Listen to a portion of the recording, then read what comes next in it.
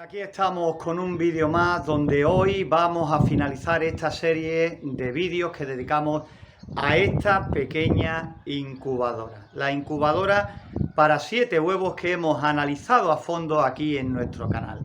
Hemos visto pues el mapa de temperaturas, hemos visto cómo se comportaba con la humedad relativa, la hemos puesto a prueba con incubación de huevos de codornices, también con huevos de gallina. Y creo que hemos conocido este modelo a fondo, lo justo como para poder sacar buenos resultados, o por lo menos la hemos analizado para intentar sacar lo mejor de este pequeño dispositivo.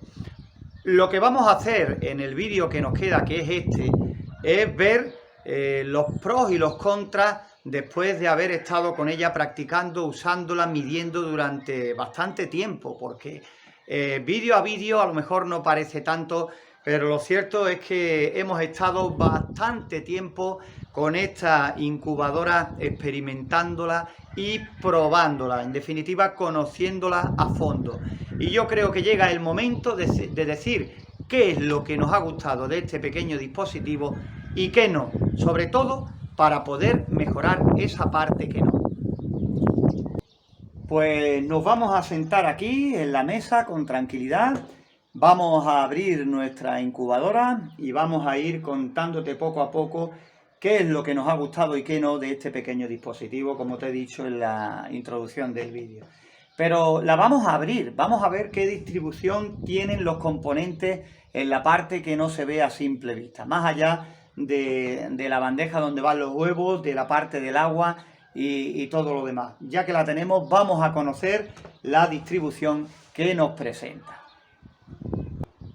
Pues bueno, vamos a entrar ya en materia.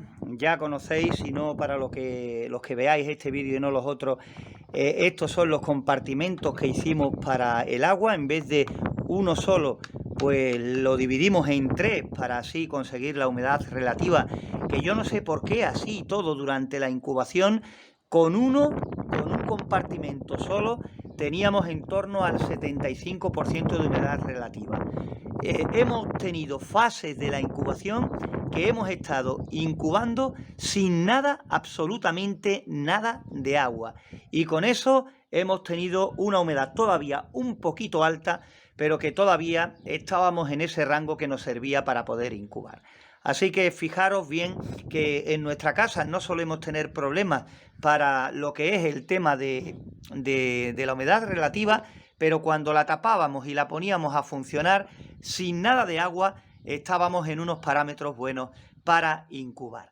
Lo que voy a hacer a continuación es desatornillarla y vamos a ver el interior. Ya le hemos quitado esta tapa interior que lleva justo en el centro y ya veis el pequeño ventilador que tiene, esta pequeña turbina, y fijaros qué resistencia tan pequeñita que trae. No tiene mayor historia, tiene el compartimento justo para lo que veis, no tiene mayor historia.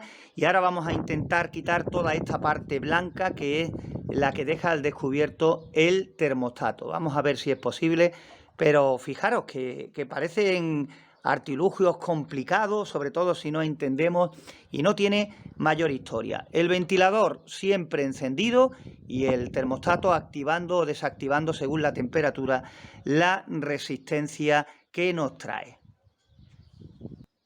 Y si le quitamos la parte blanca, donde prácticamente está todo el soporte de huevos y demás, queda al descubierto, aquí está el termostato. Esta es la parte trasera de la placa de circuito impreso del termostato que trae esta pequeña incubadora. Y si podemos ver, si nos fijamos un poquito más, por ejemplo, aquí en esta pata que trae, una de las patas que trae la incubadora, para elevarla un poco de la superficie donde la pongamos, tiene estas ranuras para la renovación del aire interior. Y aquí un poquito más abajo, aquí veis, también tiene más orificios para la renovación. Aquí se ve, tiene un pequeño condensador cerámico, que eso ya forma parte de lo que es la circuitería del termostato, pero aquí podemos ver también que tiene pues la entrada de aire para la oxigenación, y eso unido a la parte de la tapa de cristal que no va hermética, pues hace que la renovación del aire sea más que suficiente. Aquí está de nuevo formada y ya habéis tenido la oportunidad de ver que es muy simple, que no tiene tampoco mayor historia ni mayor problema. Después en el display, pues tampoco tiene historia alguna. Tiene el botón, mejor dicho, el LED de work, de cuando está encendida la fuente de calor, la resistencia, y el botón set cuando está encendido es cuando pulsamos la tecla set para acceder a la temperatura, si queremos darle más o darle menos temperatura. Es una especie de calibración que podemos hacer con esta incubadora al principio. Ya lo visteis en los vídeos que hemos dedicado a esta pequeña incubadora, que lo primero que hicimos es meter en el interior un termohigrómetro para ver la temperatura. A nosotros, en el lugar que la pusimos, aquí en nuestro pueblo, pues nos daba buena temperatura con el ajuste tal y como venía de casa, por lo cual no tuvimos que tocarle. Si tú, por ejemplo, tienes que darle o quitarle temperatura según la medición que consigas en el interior, simplemente con pulsar la tecla set, ver que se enciende aquí el pilotito de set y darle hacia arriba o hacia abajo lo que necesites para compensar el interior, pues con eso prácticamente podemos echar a andar esta pequeña incubadora. En el tema de volteo es bastante simple. En este tipo de incubadoras, al quitar la tapa, pues rápidamente se nos irá temperatura y humedad relativa. No tienes que preocuparte por eso. Si volteamos los huevos, pues un par de veces, 3, 4 al día, tampoco va a suponer ningún problema. Además, el volteo, si ponemos los huevos con la punta hacia abajo, importante, simplemente con desplazar así, de esta forma, una vez los huevos, ya es más que suficiente. Se trata de que los huevos tengan movimiento, aunque sea por unos segundos, aunque sea levemente. Con eso es suficiente para el tema de volteo. Al ser una incubadora pequeñita, y ya habéis visto que en el centro tiene los componentes ubicados, la pequeña turbina o ventilador, como quieras llamarlo, o abanico también se llama en algunas zonas, y la fuente de calor, al estar ahí bien centradas y estar el pequeño ventilador siempre en funcionamiento constante, pues es una superficie que es pequeñita, por lo cual la temperatura va a ser homogénea, va a ser la misma temperatura la que tengamos a la altura de los 7 huevos. Por ese espacio reducido, pues evidentemente lo tendremos más fácil en el tema de la temperatura. Si hablamos de la humedad relativa, ahí poco te puedo aportar, simplemente algunos consejos. Va a depender de la zona donde te encuentres. Nosotros prácticamente no hemos usado agua y ya viste que hicimos 2 divisiones para compartimentos, que tuviera 3 compartimentos y así poder dosificar el agua. Pero después de ir conociendo poco a poco nuestra incubadora, nos dimos cuenta de que sin agua, en estos momentos de primavera que hicimos las pruebas, pues iba perfectamente y obteníamos los parámetros ideales para una incubación buena. Tienes la ventaja de que si en tu lugar tienes problemas para la humedad relativa, fíjate todo el canalillo que tiene dedicado para el agua. Tienes que prestar mucha atención a la cantidad de agua que utilices, por una sencilla razón. No te puedes pasar porque el agua no puede rebosar, porque si cae aquí ya has visto lo que hay en este compartimento. Estamos hablando del pequeño ventilador y la resistencia de silicona. Por lo tanto, ahí hay tensión de la casa. En nuestro caso, 220 voltios. No podemos pasarnos en exceso del agua.